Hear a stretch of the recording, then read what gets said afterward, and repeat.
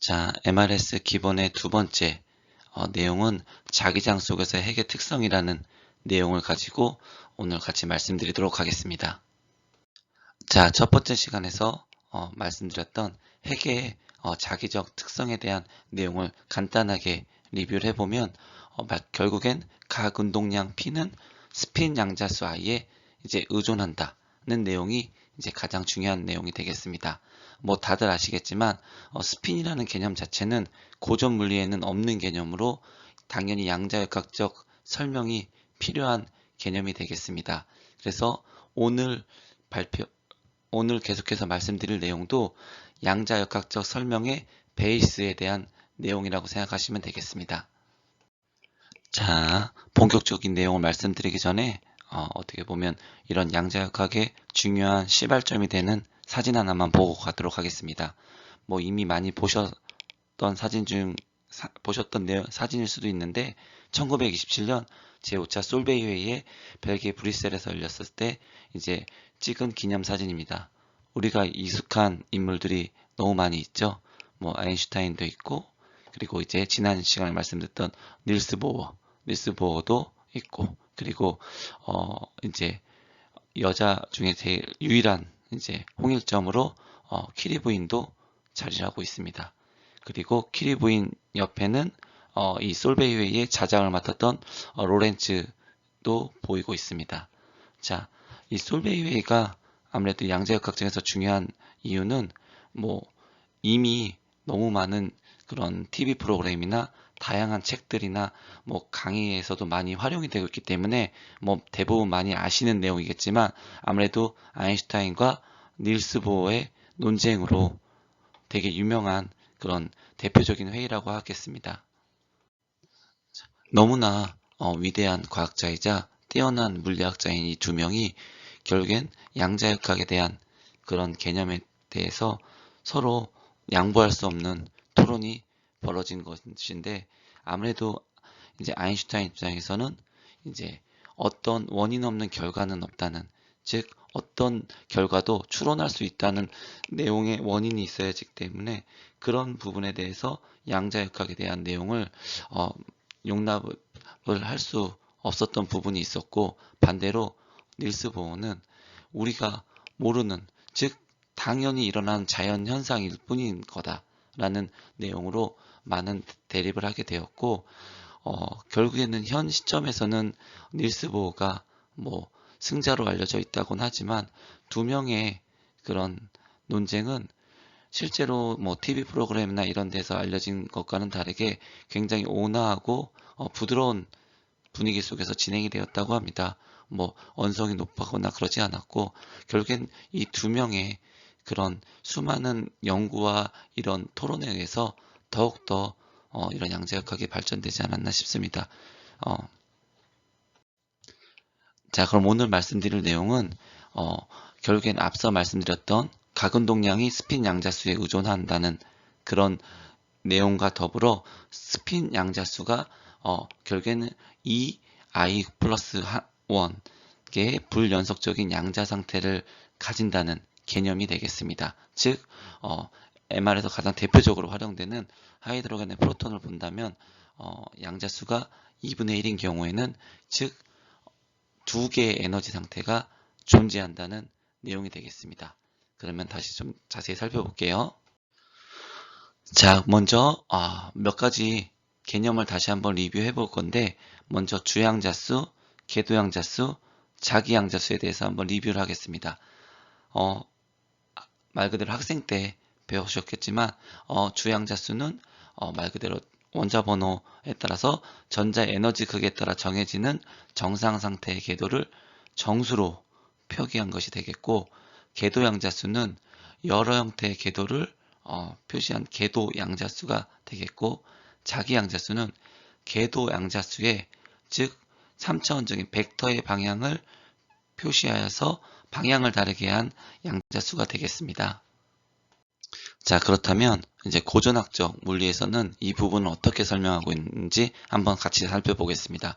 먼저 주양자수가 커질수록 전자는 중심에서 멀어지며, 궤도 양자수는 0부터 주양자수보다 1만큼 작은 정수까지 범위로 표시를 하고 있고, 예를 들어 주양자 수가 1이면 궤도양자 수는 0이 되고, 2이면 0과 1이 되는 거고, 3이면 0, 1, 2가 궤도양자 수가 되는 겁니다.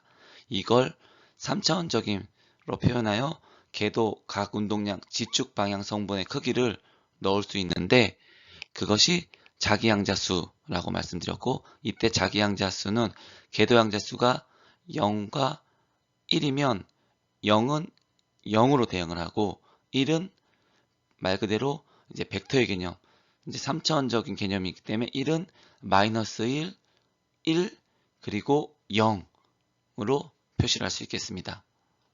그래서 이제 뭐 이미 주양자수, 궤도양자수, 자기양자수, 그리고 전자의 수에 대한 이런 개념에 대한 그런 표나 그림 같은 것을 이미 교과서 쪽에서 이미 접해 보셨을 겁니다.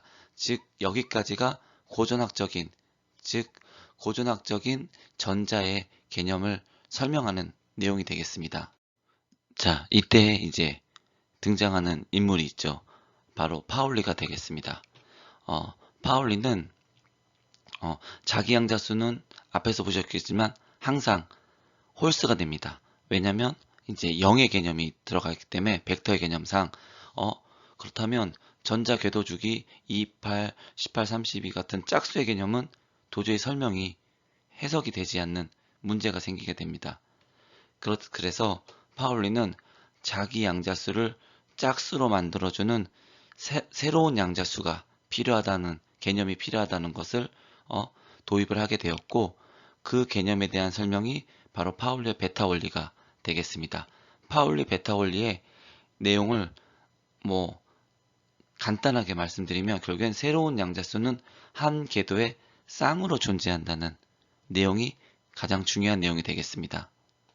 자, 그렇다면 이제 양자역학적으로 이제 원자핵과 전자에 대한 그런 관계를 간단하게 다시 설명을 드리자면, 파울리의 베타 원리에 대한 내용의 관점에서 말씀드리면, 자, 파울리의 베타 원리는 새로운 궤도수는 쌍으로 존재한다는 게 메인 내용이라 그랬고, 자, 그러면 이 다음과 그림 같이 원자핵과 전자가 서로 이 충분한 이 힘의 간격을, 힘의 균형을 유지하고 있다고 가정을 하고, 자, 그렇다면 원자핵이 1로 전자를 당기고 있다면 전자도 1의 힘으로 밀어내고 있는, 즉 이것이 균형을 이루고 있는 상태일 텐데, 파울리의 베타 원리는 쌍으로 존재한다고 하였기 때문에 이 궤도 각 운동량 자체 1을 두 개의 전자가 2분의 1씩 나눠 가진다는 개념이 되겠습니다. 즉 1의 힘을 쌍으로 가지기 때문에 전자가 반씩 가지게 되는 거죠.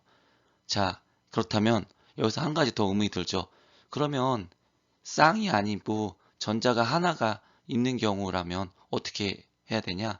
즉, 그렇다면 이것을 해결한 개념이 바로 스핀이 되겠습니다.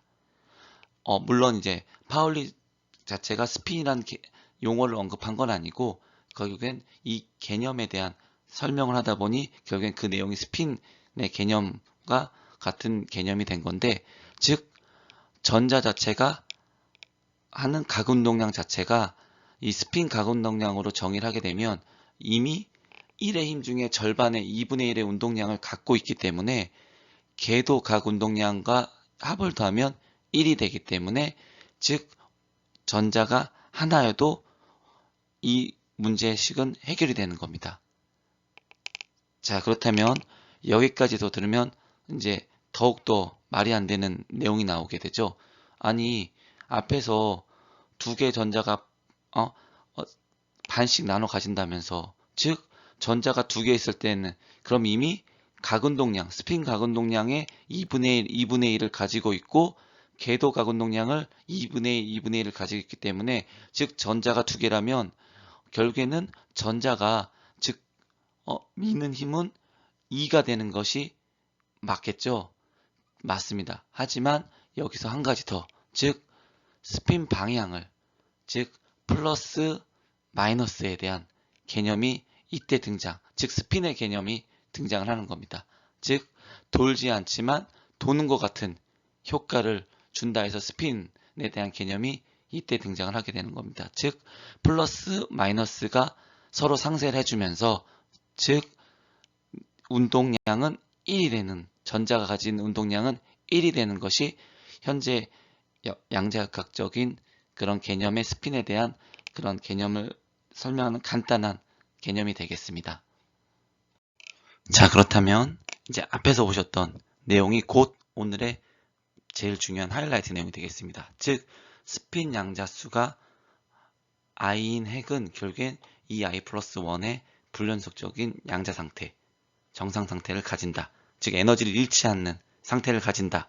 즉 하이드로겐의 프로톤은 2분의 1의 즉 양자수를 가지고 있기 때문에 대입을 하면 두 개의 에너지 상태를 존재하게 되는 것이 되겠습니다.